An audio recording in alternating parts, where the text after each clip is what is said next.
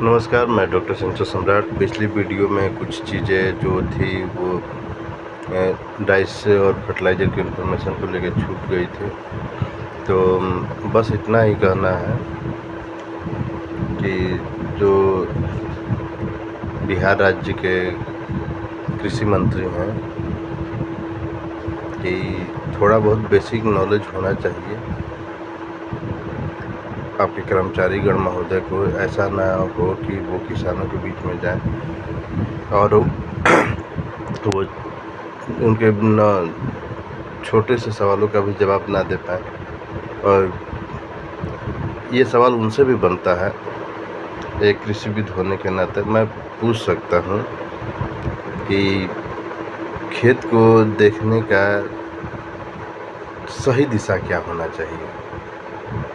मतलब किस तरह से, किस दिशा में हो कि खेत को देखते हैं तो समझ में आएगा कि हमारा खेत स्वस्थ है या फिर अस्वस्थ है। पहला सवाल ये है जो कि किसानों द्वारा अक्सर ये बेसिक जानकारी मांगी जाती हैं, पूछी जाती हैं। दूसरा कि जब इतनी सारी समस्याएं चल रही हैं उनके बीच में आपके कौन से किसान सलाहकार हैं, एटीएम बीटीएम क्या है, उनके द्वारा किस तरह की जानकारी अब तक उपलब्ध कराई गई है। क्योंकि फर्टिलाइज़र की समस्या को खरपतवार नियंत्रण या फिर पेस्ट नियंत्रण करके भी इतनी समस्याओं को तो अगले 20 साल तक सुलझा जा सकता है। तो ये हो गई सिस्टमेटिक, नॉन सिस्टमेटिक की जो हर्बिसाइडें आती हैं, इंसेक्टिसाइडें जो आती हैं, कुछ हर्बिसाइडें सेलेक्टिव नॉन सेलेक्टिव होती हैं। तो इसके ऊपर उनका किस तरह का ज्ञान है महानुभाव को। आज उसके बाद अब सवाल ये तो विभाग से रहा। दूसरा सवाल रहा जो कि व्यवसायी वर्ग से, कि ऐसी भी परिस्थिति में क्या हम अपने लाभ को थोड़ा कम करके 5 या 7%, ज़्यादा नहीं, लाभ को 5 या 7% मैंने बोला, पूरे पे नहीं, कम करके क्या इस तरह की समस्याओं को हम निपट नहीं सकते हैं? बिल्कुल निपट सकते हैं।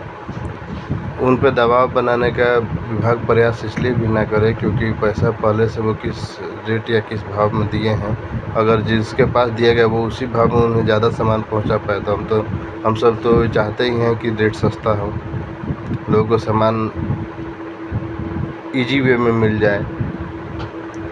तो दिशा निर्देश किस प्रकार का दे रहे हैं विभाग।